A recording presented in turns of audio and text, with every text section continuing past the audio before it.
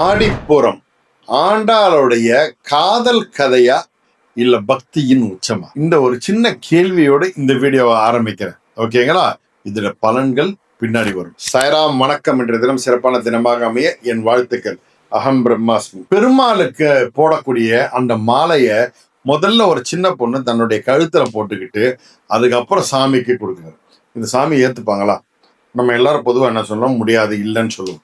ஆனா அந்த மாலையத்தான் எனக்கு போடணும், அதான் எனக்கு பிடிச்சதுன்னு பெருமாளே ஏத்துக்கொண்டாருன்னா இது எவ்வளவு ஒரு சிறப்பு. அந்த அதிசய சிறுமை தான் இந்த ஆண்டாள். அவருடைய அவதார தினம் தான் இந்த ஆடிப்புறம். அது எப்போ வருதுன்னா வரக்கூடிய 14/8/2026. ஓகேங்களா? அன்னைக்கு இந்த நாள்ல நாம என்ன செய்யணும்?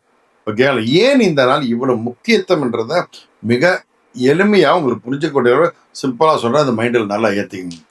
ஒரு ரகசியம் தெரியுமா உங்களுக்கு? இங்கதான் பலருக்கும் தெரியாத ஒரு உண்மை ஒழிச்சுக்கிட்டு இருக்கு. அதை பத்தியும் இதை சொல்ல போறேன். இதை பத்தி இந்த வீடியோல முழுசா சொன்ன நல்லா நோட் பண்ணிக்கோங்க. ஆண்டாள் முதல்ல யாரு அது தெரிஞ்சுக்கங்க. சுமார் ஒரு 1000 வருஷத்துக்கு முன்னாடி இன்னைக்கு விருதுநகர் மாவட்டமா இருக்கக்கூடிய ஸ்ரீவில்லிபுத்தூர்ல பெரியாழ்வார் அப்படின்னு ஒருத்தர் வாழ்ந்து வந்தார். அவர் என்ன பண்ணாரு? தினமும் பெருமாளுக்கு பூவை எடுத்து மாலை கட்டி கொடுக்கறதா அவர் வேலை.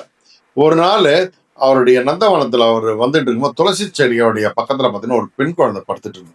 ஐயோ அப்படின்னு சொல்லி இது இறைவன் கொடுத்த அது வரம் அப்படின்னு சொல்லிட்டு அந்த குழந்தைய தூக்கிட்டு வந்து இவரு வீட்டுல வச்சு வளர்க்க ஆரம்பிக்கிறார். அந்த குழந்தைக்கு கோதை அப்படின்னு பெயர் வைக்கிறார். பின்னாளில் உலகமே இவர் ஆண்டாள் அப்படின்னு போட்டிருந்தாங்க. ஓகேங்களா? கோதை தினமும் ஒரு விஷயத்த செஞ்சுட்டு வந்தாங்க. என்னன்னா, பெருமாளுக்கு போடக்கூடிய அந்த பூமாலையை முதல்ல எடுத்து அவங்க கழுத்துல போட்டுப்பாங்க. போட்டுட்டு எப்படி இருக்குன்னு அடிக்க ஜாலியா பார்த்துட்டு அதுக்கப்புறம் அதை எடுத்து கொடுத்து அனுப்புவாங்க. இந்த மாலை எனக்கு அழகா இருக்கா இல்ல கடவுளுக்கு அழகா இருக்கா அப்படின்னு சொல்லி கொடுப்பாங்க.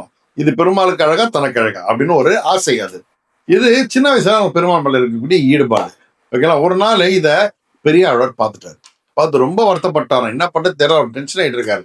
அப்படி இருக்கும்போது இந்த கடவுளுக்கு போடுறதை எப்படா இந்த பொண்ணு போட்டுக்கலாம்னு நினைச்சிட்டு இருக்கும்போது அன்னைக்கு நைட்டு கனவுல பெருமாள் வர்றாரு. கனவுல வந்து சொல்றாராம், கோதை சூடிய மாலையே எனக்கு மிகவும் பிடிக்கும் அப்படின்னு சொன்னாரு. ஓகேங்களா?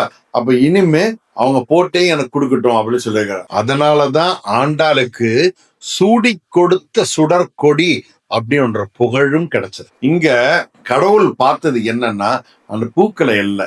ஓகேங்களா? அந்த பூவுடைய அழக இல்லை. ஓகேங்களா? அந்த பூவுக்கு உள்ள இருக்கக்கூடிய அன்பை. அதுதான் அந்த கதையோட ரொம்ப முக்கியமான ஒரு விஷயம். ஓகேங்களா? அங்க கடவுளுக்கு என்ன தேவைன்னா அன்பு தான் தேவை. ஏன் ஆடி போறோம் சிறப்பு?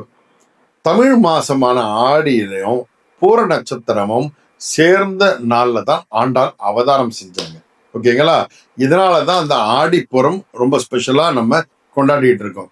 இந்த நாள் இந்த வைணவ கோவில்கள் எல்லா இடத்துலும் ரொம்ப ஸ்பெஷலா இருக்கும். கொண்டாட்டங்கள் எல்லாம் ஆண்டாளுக்கு பட்டுப்புடவைகள் போடுறது, வளையல்கள் போடுறது, பூ அலங்காரங்கள் செய்யறது, சிறப்பு பூஜைகள் இதெல்லாம் நடக்கிறதுலாம் எல்லா கோவிலும் நடக்கும். பல இடங்களில் பார்த்தீங்கன்னா திருக்கல்யாண உற்சவம் பண்ணிட்டு இருக்காங்க.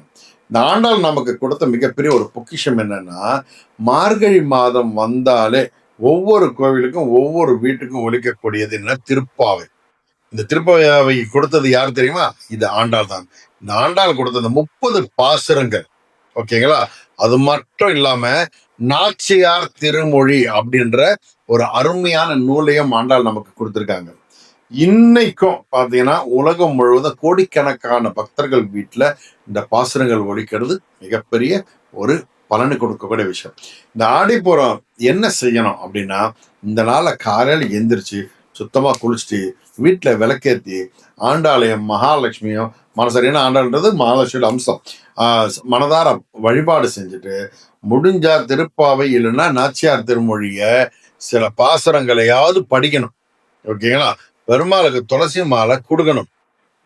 சக்கரை பொங்கல் அப்படி இல்லைன்னா இனிப்பு ஸ்வீட் சம்பந்தப்பட்ட ஏதாவது ஒண்ணு நைவேத்தியமா கொடுக்கணும். பக்கத்துல இருக்கக்கூடிய பெருமாள் கோயிலுக்கு போய் ஆண்டாளை தரிசனம் செய்தால் பெரிய பலன்கள் வந்து சேரும். இந்த ஆடிப்புறம் சொல்லக்கூடிய வாழ்க்கை பாடம் என்னன்னா, ஆண்டாள் நமக்கு சொன்ன விஷயம், இறைவன் நம்ம கையில இருக்கும் பொருளை பார்க்கறது கிடையாது, நம்ம மனசுல இருக்கக்கூடிய அன்பை தான் பார்க்கிறாரு. அன்பு இருந்தால் சாதாரண பூவும் தெய்வீகமா மாறிடும். பக்தி இருந்தால் சாதாரண மனிதனும் மகானாகி விடுவான். இதுதான் நமக்கு சொல்லக்கூடிய விஷயம். இந்த ஆடிப்பூரம்ன்றது ஒரு பண்டிகை கிடையாதுங்க. அது அன்பு வெல்லும் ஒரு நாள், பக்தி மலரும் ஒரு நாள்.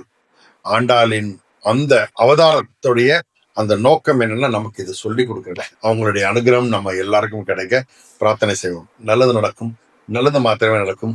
சாய்ராம்.